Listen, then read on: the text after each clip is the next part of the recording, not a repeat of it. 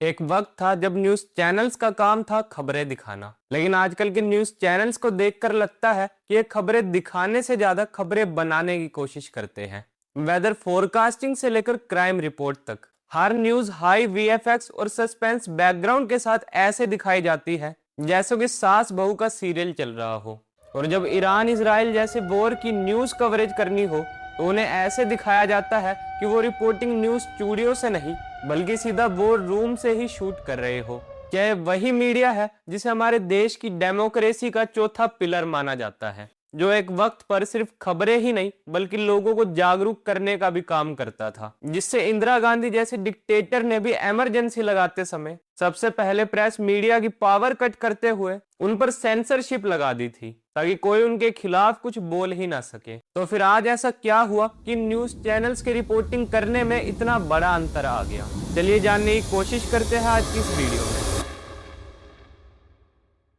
जय हिंद, मेरा नाम है अनुराग शर्मा और स्वागत है आपका एक नई वीडियो में। एस राजामौली जो कि साउथ के इतने बड़े एक्टर हैं, जिन्होंने बाहुबली और आरआरआर जैसी इतनी ब्लॉकबस्टर फिल्म्स बनाई, वो अपनी फिल्मों में इतना वीएफएक्स यूज नहीं करते होंगे जितना आजकल के न्यूज चैनल्स एक वेदर फोरकास्टिंग की रिपोर्ट दिखाने में यूज कर लेते हैं। अब मैं न्यूज चैनल्स वालों की वीडियो क्लिप्स लगाकर तो आपको दिखा नहीं सकता because of some copyright clash, लेकिन आप मेरी बातों को समझने की कोशिश करना कि मैं क्या कहना चाहता हूं। आई एम श्योर आप भी मेरी बातों से कहीं ना कहीं एग्री जरूर करेंगे। आजकल न्यूज देखने बैठो तो लगता है कि किसी 10 साल पुराने वीडियो गेम में घुस गए हो। न्यूज एंकर अब स्टूडियो में खड़े नहीं होते, वो कभी आग की गर्म लपटों के बीच खड़े होते हैं तो कभी इसरो के स्पेस मिशन के दौरान रिपोर्टिंग करने सीधा स्पेस तक पहुंच जाते हैं। मतलब इनकी अपने काम के प्रति डेडिकेशन में तो कोई कमी नहीं है, जिसे देखकर तो मुझे कभी कभी लगता है कि मैं न्यूज नहीं बल्कि टीवी कार्टून्स देख रहा हूँ। आज के समय में इन न्यूज चैनल्स वालों का जितना बड़ा वीएफएक्स का पर्दा होता है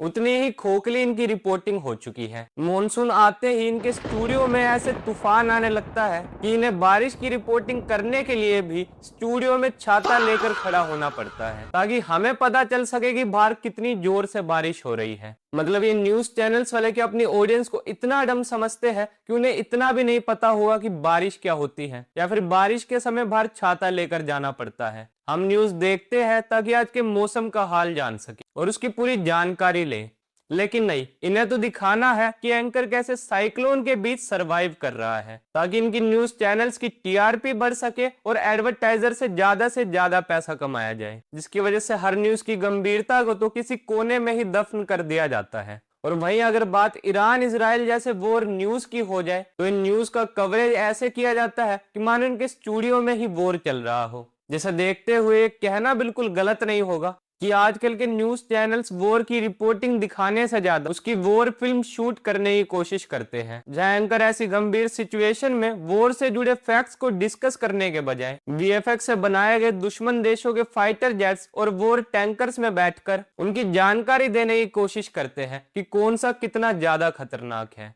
वो भी ऐसे कि जैसे मानो वो इन सब को चलाने में एक्सपर्ट हो। और ये सायरन के बारे में तो क्या ही कहना, कोई भी नई खबर आते ही ये सायरन ऐसे बजाते हैं जैसे ये युद्ध किसी दूसरे देश में नहीं बल्कि अपने ही देश के किसी हिस्से में हो रहा हो। इनफैक्ट जब पिछले साल अपने देश में ऑपरेशन सिंदूर के दौरान अपने देश में जब एक्चुअल में वॉर जैसी सिचुएशन हो चुकी थी, तब सरकार ने जगह जगह मॉक ड्रिल इंस्टॉल करी थी ताकि जब भी कोई गंभीर स्थिति हो तो लोगों को मॉक ड्रिल की मदद से अलर्ट किया जा सके। लेकिन उस वक्त भी ये न्यूज चैनल्स वाले ब्रेकिंग न्यूज के नाम पर हर 2 मिनट में सायरन्स ऐसे बजा रहे थे कि जिसे देखते हुए सरकार को उन्हें रोकने के लिए एक एडवाइजरी जारी करनी पड़ी ताकि लोग एक्चुअल में बजने वाली मॉक ड्रिल और इन न्यूज चैनल्स के सायरन के बीच कंफ्यूज ना हो जाए। अब इसका अंदाजा आप इस बात से ही लगा सकते हैं कि आजकल के न्यूज चैनल्स एक्चुअल में न्यूज पर फोकस करने से ज्यादा चैनल की टीआरपी कैसे बढ़ाई जाए इस पर फोकस करते हैं। आप अगर इस वक्त भी ईरान इजराइल की न्यूज देखोगे तो आपको ऐसी हजारों खबरें मिल जाएगी जहां बड़े बड़े मीडिया हाउस ने व्यूज बटोरने के लिए यहां तक दावा कर दिया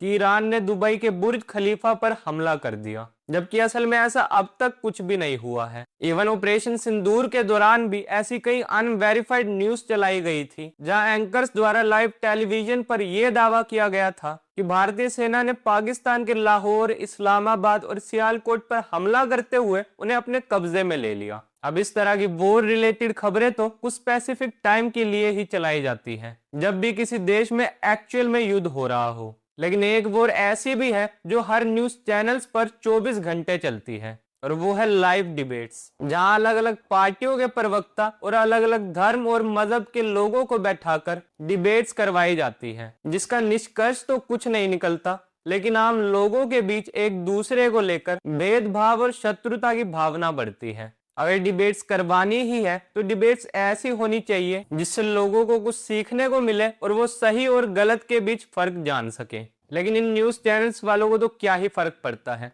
क्योंकि वो ये बात शायद भूल चुके हैं कि वो आम लोगों की भी आवाज है, जिसे हमारे देश की डेमोक्रेसी का चौथा पिलर माना जाता है। इसीलिए आज ये जरूरी है कि ये सभी न्यूज चैनल्स वाले खुद इस बात का एहसास करें, ताकि जब भी कभी देश में अंधेरा हो तो ये सच की रोशनी फैलाकर लोगों को सही राह दिखाए। न्यूज के नाम पर लोगों को एंटरटेन करने के बजाय उनके हक के लिए नेताओं से सही सवाल पूछे, और न्यूज को खुद मैन्युफैक्चर करने के बजाय उसे 2 बार क्रॉस चेक जरूर करें, ताकि लोगों तक कोई गलत खबर ना पहुंच सके, क्योंकि एक गलत खबर शायद किसी की जिंदगी भी बर्बाद कर सकती है। बाकी इस पर आप क्या सोचते हैं हमें कमेंट सेक्शन में लिखकर जरूर बताएं, और अगर वीडियो पसंद आई हो तो ये वीडियो और भी लोगों के साथ शेयर करें। टिल देन गुड बाय, जय हिंद, वंदे मातरम।